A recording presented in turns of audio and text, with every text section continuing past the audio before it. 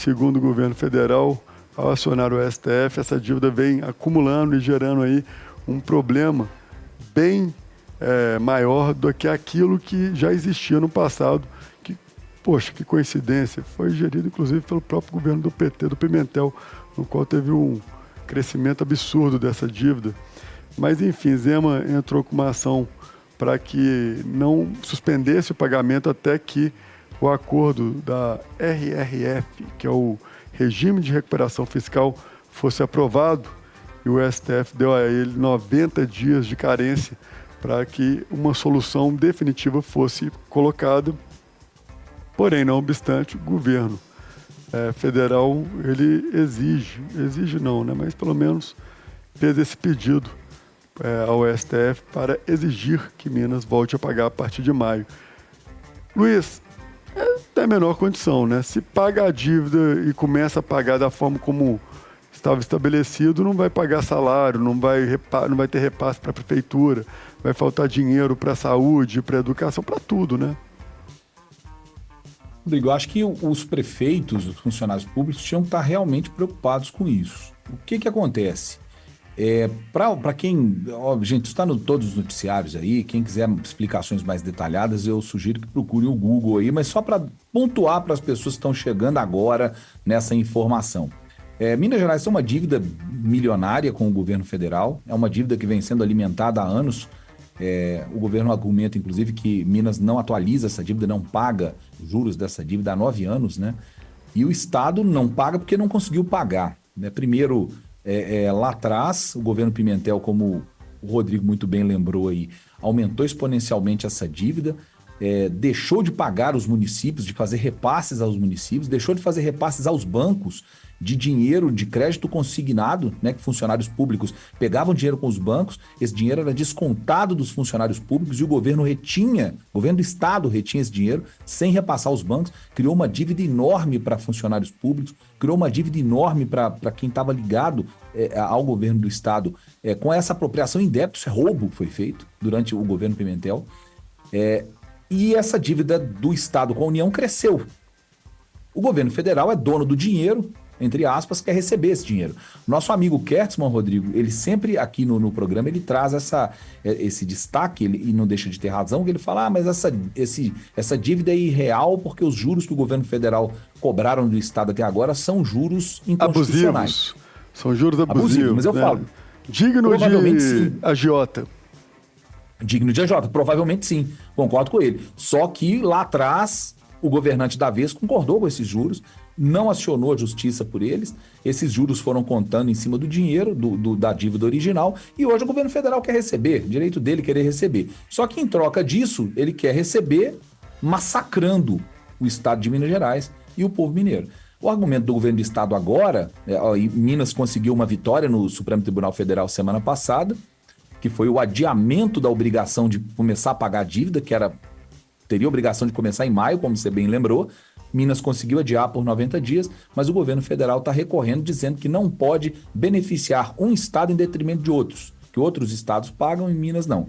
Minas tem problemas políticos, tem problemas econômicos, que o governo do estado atual conseguiu colocar mais ou menos equalizados ali, colocou em dia os repasses aos municípios, colocou em dia os repasses aos bancos desses consignados, e diz que se for obrigado a pagar a dívida, vai degringolar tudo de novo.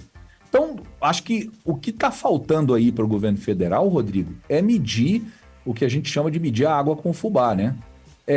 Dosar. Ele realmente quer estrangular o Estado a ponto do Estado não conseguir honrar os compromissos mesmo e quebrar definitivamente, ou ele quer sentar e negociar alguma coisa?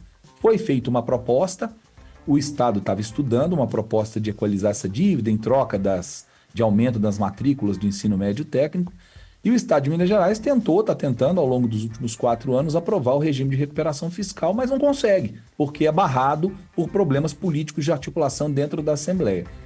Cadê os deputados do Estado agora, Rodrigo? Onde é que eles estão agora? É um ponto que você, não só os deputados, tá? Eu acho que a gente fica mais assustado que a gente tem aí o presidente do Senado, que é o Rodrigo Pacheco, que até tem buscado trazer algumas propostas e discutir esse tema, trouxe aí uma possibilidade de fazer com que, através das federalizações de algumas estatais, essa dívida poderia sair do montante de 160 para 40 bilhões. Então a gente fala sobre um encolhimento de um quarto, né? A gente teria apenas um quarto dessa dívida para quitar. Porém, Luiz, é um processo que num discurso ele é maravilhoso, na prática nem tanto, porque você acaba criando um problema na prestação de serviço. A gente sabe que todas as estatais, todas as empresas, todas as autarquias geridas pelo governo federal, ela vem apresentando, além de um serviço de péssima qualidade, a gente vê aí um prejuízo recorde. A gente viu a Petrobras, que o governo recebeu ela dando lucro, já está no segundo ano de prejuízo, e a expectativa é que piore ainda mais os números da Petrobras. Então, se federalizasse, por exemplo, a CEMIG, a Copasa, será que a gente teria uma qualidade de serviço como a gente tem hoje? Que, bem ou mal, são empresas que têm aí um passado muito bem posicionado frente às outras estatais geridas pelos estados, né, tanto na área da Copasa quanto na área da CEMIG, uma referência de empresa muito bem gerida, o serviço é muito bem prestado, mesmo tendo milhões de dificuldades de se reinvestir, que precisa de trazer aí outros, trazer a pauta da questão do saneamento básico. A gente fala muito isso, o Claré fala isso muito, que é uma responsabilidade hoje da Copasa, é uma pauta extremamente relevante. Então, assim, o melhor seria a privatização e, com o dinheiro dessas privatizações, pagar essa dívida. Poderia ter até já um acordo onde o dinheiro dessas privatizações seriam direcionados ao pagamento e quitação dessas dívidas. Seria melhor do que a federalização proposta, tanto pelo governo de Minas, se não me engano, mas sim também pelo o senador e presidente do Senado, Rodrigo Pacheco. O Luiz, você falou muito bem. Se a gente tem aí uma bancada de deputados que representa Minas Gerais hoje em Brasília, eles estão literalmente esperando, né, para ver o que vai dar. É responsabilidade do do Executivo. Executivo. Federal, Rodrigo, desculpa te cortar, mas só para completar o que você falou, o governo federal, ele age, você usou a palavra muito certa, que é agiota, né? Ele age como qualquer agiota. Ele age como um miliciano, ele age como soldado do tráfico. O que o traficante faz quando o cara deve, o traficante não paga? Ele vai lá e mata o cara. O que o miliciano faz? Vai lá e mata o cara. O agiota faz o quê? Vai lá e dá uma porrada no cara que tá devendo ele, até deixar o cara quase morto. É uma atitude muito próxima desses mal comparados aí, criminosos, né? Ou dessas mal comparadas ações criminosas, mas é o que o governo faz no fim das contas, né? Porque estrangula o Estado de um jeito em cima de uma dívida que não deveria nem existir no tamanho que ela é, no formato que ela dá uma opção, no caso até deu duas, né? Mas uma delas depende da Assembleia, e a Assembleia não andou com esse assunto, sentou em cima desse assunto. É um problema interno também, né, Luiz, que a gente tem político, porque não é desta gestão do Tadeuzinho, vem desde lá de trás do então presidente da Assembleia, Agostinho, que não dialogava, não tinha diálogo, ou se dialogava, não buscaram uma solução em conjunto, não tiveram a capacidade de chegar a um acordo, porque nem para votar eles colocaram a RRF, que é o Regime de Recuperação Fiscal, tão pedido pelo governo, né? O governo... Na legislação passada eles não tinham interesse, né, Rodrigo? Era uma questão política literal. Nessa legislação é uma dificuldade maior de articulação que ainda não foi resolvida. O governo ainda não conseguiu resolver essa dificuldade de articulação geral com oposição, com a mesa da Assembleia. Na passada era claro, né? O deputado Agostinho Patrus tinha interesse em colocar nada que fosse favorecer o governo do Estado, o governo Zema, para votar. Era só na base da negociação, da barganha mesmo, porque eles tinham outros interesses que a gente descobriu no processo eleitoral, né? Mas enfim, a gente fica falando essas coisas aqui, eu já estou dentro de tomar um processo. Vou ficar quieto. Não, mas a gente não está falando absolutamente nada que gere qualquer tipo de questão a ser... a gente não está acusando, a gente está literalmente fazendo uma leitura dos fatos. Para todo mundo ver. Exatamente. Todo mundo... Luiz, a gente vê uma dificuldade do governo de Minas nessa interlocução com a Assembleia já desde o primeiro mandato. E no segundo mandato também. Eu coloco literalmente na conta dessa questão política e, de fato, no sentido eleitoral. Temos eleições ano a ano. A gente tem um suspiro de 1 ano sem eleição, é muito ruim. O governador, o prefeito, o presidente, até os próprios deputados, eles não saem do comício eleitoral. Eles ficam em cima do palanque o tempo inteiro e sobra muito pouco tempo para trabalhar. Trabalhar no sentido de olhar para o povo, entender quais são as prioridades da população e focar naquilo. E os deputados, a gente tem que tratar isso de uma forma, acho que merece um talks, apenas para a gente falar muito sobre essas questões, que eu vou reforçar. A gente não vive numa democracia, também não vivemos numa ditadura, vivemos sim numa oligarquia pseudo-democrática. Por quê? Porque eles apenas advogam para os seus próprios interesses. São grupos de interesses, qualquer um, gente, direita, esquerda, centro, que eu acho tudo uma bobagem. Porque a gente vê pautas que são extremamente relevantes. Você pergunta para qualquer ser humano que tem um mínimo de conhecimento político, público, sobre as questões das finanças públicas, qual deveria ser a prioridade do seu deputado. E aí, gente, a gente via que o que ocorre? Qual foi a evolução, né, do que a gente viu lá de trás até hoje? A gente vê agora a emenda PIX chegando na Assembleia de Minas Gerais. O que é a emenda PIX, né? Emenda PIX é essa aí que agora é distribuído de acordo com o interesse aí de cada deputado. Aí vai recebendo aí a sua fatia para poder receber uma esmolinha deles lá para poder investir onde quer que eles queiram. Não estou aqui nem colocando na conta de que todo esse dinheiro ele é desvirtuado, que ele é de corrupção, nem nada disso. Mas ele é mais complicado de ser aferido.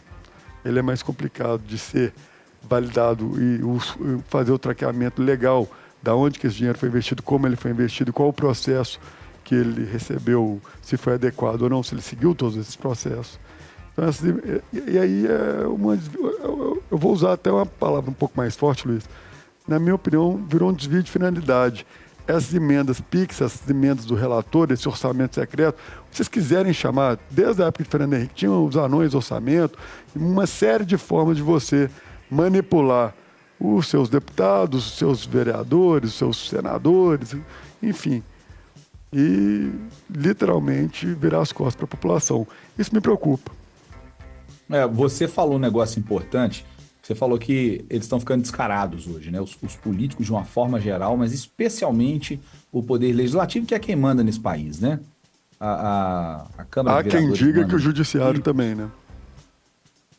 Eu entendo que, pelo menos tentam, né? Mas quem manda mesmo é o legislativo, é quem barganha, é quem negocia, é quem chantageia. Isso em todas as camadas, né? Municipal, estadual e federal. A gente não vê de forma diferente. Nós acabamos de falar aqui da dificuldade que o governador tem de articulação na Assembleia e que isso está dificultando a vida do Estado.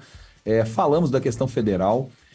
Minas Gerais tem 53 deputados federais, 53 deputados federais e 3 senadores. São 56 parlamentares eleitos. Se essa turma resolvesse fazer pressão no governo federal, você acha realmente, Rodrigo, que o governo ia se recusar a olhar para o Estado de Minas Gerais de uma forma diferente? Eu não estou falando que tem que tratar um ente da federação de forma diferente que trata os outros, não. Mas se você tem pessoas que te devem e você sabe que umas têm mais condições de pagar e outras não, você vai dar um tratamento diferenciado, até porque, teoricamente, o que você quer é receber. Então, enfim, em algumas situações é melhor você receber a longo prazo do que você simplesmente não receber. É melhor você receber uma parte do que simplesmente não receber. Até os bancos, que são os maiores agiotas da história desse país, já entenderam isso. Eles negociam, eles sentam para negociar com clientes devedores. O governo federal não quer receber o montante da dívida, sem negociar, inclusive, os juros, que, segundo alguns especialistas e algumas pessoas, é inconstitucional. Então, enfim, eu estou dizendo que você falou que eles hoje estão ficando mais descarados, é que antigamente, nessa época que você lembrou aí, quando começou essa história de anões do orçamento, aí teve o mensalão, depois teve o petrolão, antes disso já existia esquema de propina e corrupção. Mas as pessoas que encabeçavam esses esquemas ficavam ali escondidos, né? Elas não apareciam, não botavam a cara para bater. Aí depois de Eduardo Cunha começou a se achar que todo mundo podia ficar famoso e mesmo assim articular em prol de interesses próprios. E hoje é uma festa, amigo.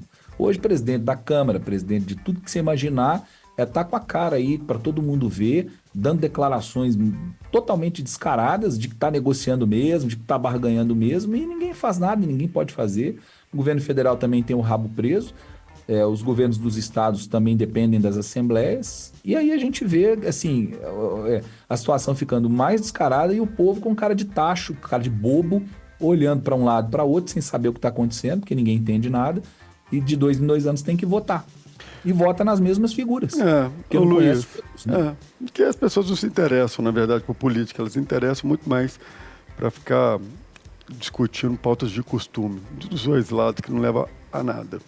Mas, Luiz, eu estou pensando aqui enquanto você está falando isso, há pouco passou o dia 21 de abril, dia da independência, Tiradentes, nosso herói, que lutou contra a Independência é coroa. 7 de setembro. Desculpa, dia...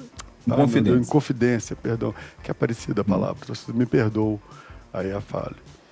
Dia 21, que foi o dia da Inconfidência, nosso herói Tiradentes, que lutou contra a coroa portuguesa, contrário ao pagamento de 1/5 do ouro. Se eu pudesse voltar no tempo e chamar ele no canto e falar, deixa que tá bom, cara, não reclama. Ao mesmo tempo, a gente poderia falar no mensalão também, que tinha aqueles valores que era baixinho, pequenininho, 20 mil conto por um lado, 20 mil reais para um lado, 50 mil reais para o outro. Falar, deixa, gente, não vamos acabar aí com esse mensalão não, que tá barato, tá barato. E eu fico preocupado que qual vai ser a próxima inovação, porque você deu aí você fez uma escadinha, né, que foi dos anões, aí veio mensalão, aí veio petrolão, aí veio o orçamento secreto, aí veio emendas do relator, que é literalmente a mesma coisa, mas como mudou, né, muda tudo. E aí o fundo eleitoral, né, aumentado para 6 bilhões, fundo eleitoral que saiu de 500 milhões ou 600 milhões e agora são 6 bilhões de reais. Ô, gente, a gente tem que parar de reclamar, que toda vez que a gente reclama, eles inovam para pior. Então, assim, o nosso país, ele precisa, na realidade, de uma reforma moral e não de uma reforma, que a gente já falou várias vezes aqui, que era uma reforma administrativa, tributária, judiciária. Não, primeiro vamos fazer uma reforma moral. Acho que a população, os eleitores precisam mudar um pouco os valores, suas virtudes e ter aí uma posição um pouco mais imbatível e um pouco mais reflexiva também com relação àqueles que vocês gastam tanto tempo protegendo. Enfim, eu sou cético. Acho que esses políticos que estão aí vão ficar aí por muito tempo, até porque eles são muito populistas e a população adora um perfil TikToker desse.